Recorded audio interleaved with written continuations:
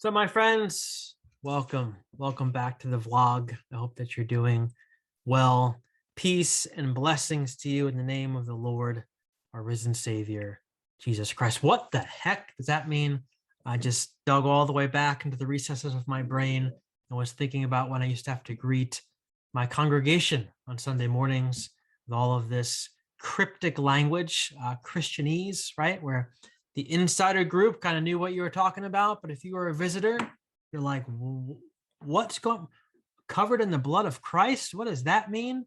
That's weird, but everybody here seems excited about it. So I think I'm going to exit stage left. Anyway, I could do a whole vlog and podcast on that topic alone, but that's not why we're here today.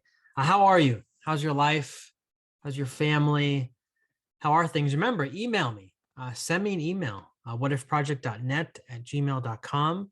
I'm a live person. I will answer you. I might not answer you right away, but I will answer you. I promise. If you email me and you yell at me, I probably won't answer you. Or maybe I will answer you, but it will probably be with a flavor of sarcasm. Speaking of flavors, it's mid-November. And that means a flavor change for me is coming. Because I told you a few weeks ago that in the fall, I go pumpkin, right? Once the first leaf falls off the tree. Once we hit Thanksgiving evening, when the dishes are away, the pies are out, Home Alone has come, Christmas has opened before us, peppermint mocha comes out, and I just go all out with that kind of thing. So flavors are changing, and that's a good thing. I don't know why I told you about that. Oh, what was I going to say? I was going to say something. Oh, I've been taking some heat. That's right. Because I've been talking about my pumpkin addiction. So some people, good people, not critics of the show, good people, friends, have been emailing me and busting my chops a little bit about my pumpkin stuff. Listen, okay, don't knock it. Don't knock it. You know they have pumpkin donuts you can buy. You know they have pumpkin butter.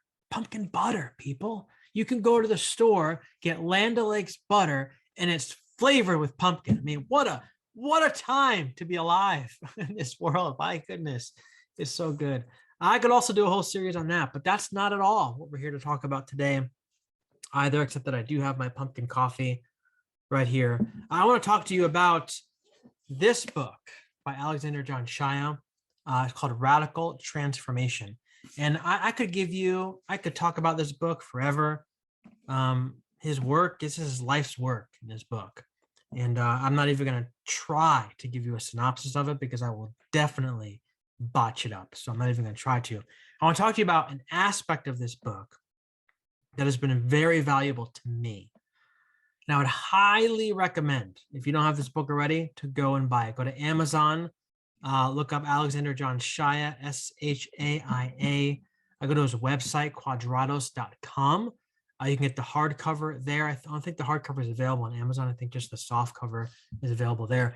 But you've got to get this book. It's so good. It's so rich.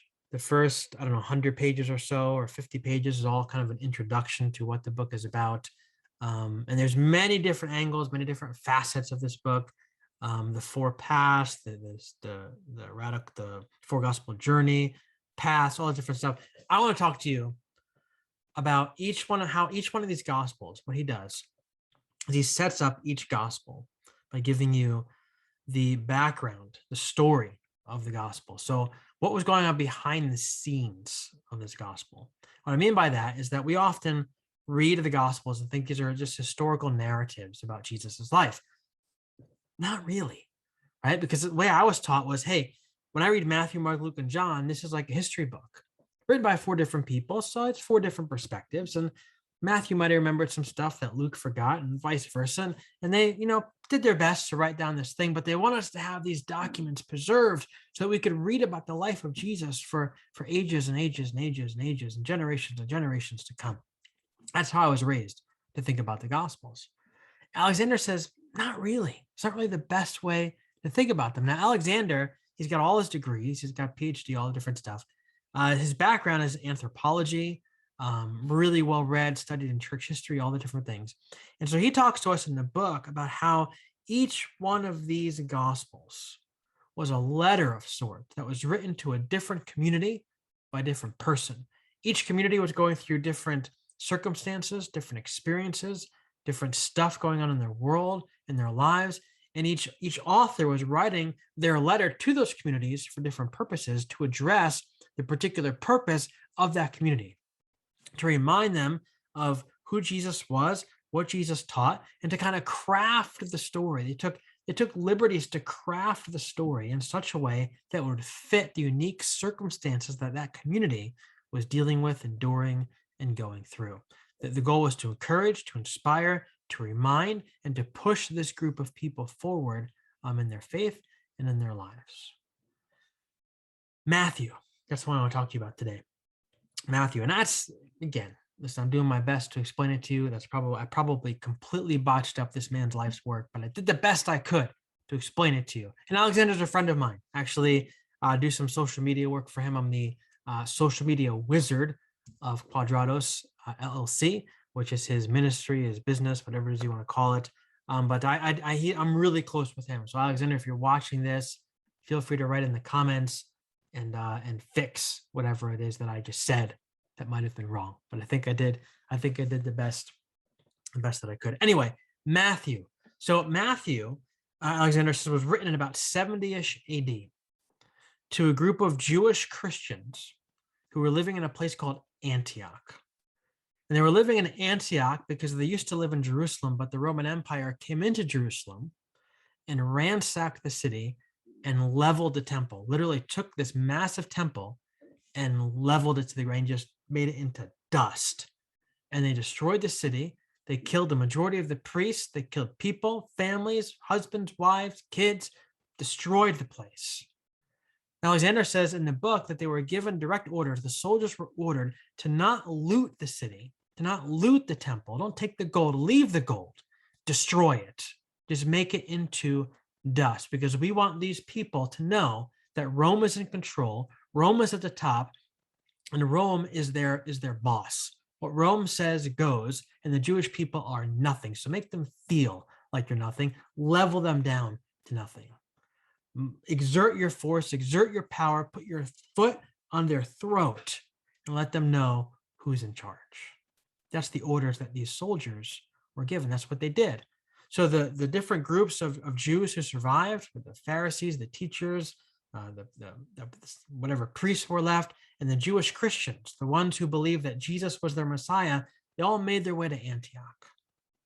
And so Alexander says that Matthew, whoever it is that wrote the letter, we'll just call him Matthew, wrote this letter to this group of Jewish Christians living in Antioch who just had their entire world, their rug pulled right out from under them. Because if you know anything about Jewish history, you know that the temple was like the center of the Jewish world, right? You have Jerusalem, and you have the temple in the center of the city, and in the temple, it's God. God lives in the temple. This is the center of the universe, the place where God, the Spirit of God, actually lives here in the Holy of Holies, behind the curtain. This is where God lives. And so for Rome to come in and level the city, level the temple, destroy the whole thing, these people, their entire lives are turned upside down. Their whole world is about to change. Everything is different. So Matthew's writing his letter to these people to encourage them, to inspire them, to make them wonder, what would Jesus tell them about living life in this time that they're in? He wasn't writing a historical narrative so that people would know forever and ever what Jesus said and did. He was writing a letter with the specific goal to inspire these people to live another day, to take another step, to keep on going. The end of Matthew's gospel, obviously Jesus dies, right? Spoiler alert, he dies. And at the crucifixion, he breathed his last breath. And Matthew said that there is an earthquake. So the whole, the land shakes, right? Everything's shaking, rocks are crumbling. I think he says that tombs open up and people rise from the dead, whatever the heck that means. But he talks about how there's this earthquake. And when there's the earthquake, he very specifically says that in the temple, the curtain that separated the Holy of Holies, the place where God lives, he says that the curtain tore in two. The earthquake happens, the curtain tears. Alexander says that the reason why Matthew wrote that is because the curtain's now useless. Because with the death of Christ, with Christ's death on the cross, the treasure that was in the Holy of Holies, the Spirit of God, is now everywhere, right? God is omnipresent. He's in you. He's in me. God is absolutely everywhere. There's no more need for the curtain. There is no separation anymore of heaven and earth. It's all just here. It's all just one. Now, why would Matthew write that to these people? In college, seminary, it was, well, he wanted us to know what happened when Jesus died, and this is what happened. But if you look at this story through the lens of what I just told you about Matthew's listeners, Matthew's readers, why did Matthew write this? Think about it. Rome comes in, destroys everything. These people felt like an earthquake was happening. These people's whole lives, like their earth, everything in their life is shaking. Everything in their life is cracking. Everything in their life is coming down around them, literally. Everything in their life is about to change. Talk about feeling like your life is the center of an earthquake. That's how these people felt. And so Matthew says, in this earthquake that happened when Jesus died, the temple shook and the curtain tore. And now the Spirit of God is everywhere. And so maybe what Matthew wanted his readers to know is that you might feel like your life is quaking right now. But you can guarantee that the curtain has been torn and the Spirit of God is all around you. The Spirit of God is in you. The Spirit of God is all around you. There is no more separation of you and God. The God that was in there is now everywhere. And so as you feel your earth quaking, as you feel the buildings, you feel your life coming down around you, know that the curtain has torn and the Spirit of God is here. You are not alone in your journey. God is here with you each and every step of the way. I mean, what a powerful thought, right? And how many of us need to hear that today? I know I do. Do you? Is your life changing? Is stuff going on in your life where it feels like all the temples, all the things that you've built up in your life have been strong and on a strong foundation, everything is good? What happens when those foundations begin to shake? What happens when you lose your job? What happens when your spouse files for divorce? What happens when you lose a loved one, right? Things begin to shake. It's scary. It hurts. There's moments of grief and sadness and anger and all different kinds of emotions. Matthew would say to us what maybe he was saying to those original readers: your life might feel like it's shaking right now. But by golly, George, by golly, you are not alone, right? You are not alone in the earthquakes and the quakes of your life. The shambles, the dust, the smoke, the fire, everything that's going on, you are not alone. The curtain has torn. The Spirit of God is here. The Spirit of the divine is here with you. You are not alone. And that's what I wanted to share with you today, because I don't know what you're going through, but I know that everybody who listens to this, you're going through something in your life. Everybody, I think everybody says it was Plato who said it. I don't think it was Plato, but there's that saying that everybody is fighting a battle that you can't see. You have your own temples coming down in your life. I've got my own temples coming down in my life. You've got smoke and dust in your life. I've got smoke and dust in my life. But we are not alone. The Spirit of God is here.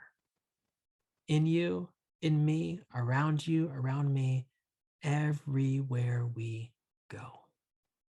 So I hope that can give you some encouragement today for your journey. Thank you for dropping by. Go pour yourself a new cup of coffee. Go for a walk. Make sure it's got pumpkin creamer in it. Show me some love. Give this a like if you liked it. Give it a if you didn't like it. Subscribe to the show if you can, because once I get to 100 subscribers, life apparently gets good. And I guess, like, I don't know, it's like I get jewels in my crown, my YouTube crown. I don't know. No, what happens when I get 100 subscribers is I can actually go and make a custom URL for the YouTube channel, so people can stop asking me, How come I can't find your YouTube channel? Because you need this special link that's super long and you can never remember. So I want to make it easy, like youtube.com/heresy or whatever it is that this is going to be called. I don't know, but I want to be able to make it easier for people to find. You need 100 subscribers to make that happen. So subscribe, tell your friends to subscribe. If you hate the video, subscribe anyway and just delete them when you see them come through. You don't have to come in here and hate me. Just delete them. Just subscribe, help a brother out, because I would help you out if I could. If you had a YouTube channel, I would like your channel. Even if I hated it, I would like it. And I would subscribe to it just so you could get the ability to make the custom URL. So do that for me, and I will be forever grateful. Much love to you all, and I will talk to you next week.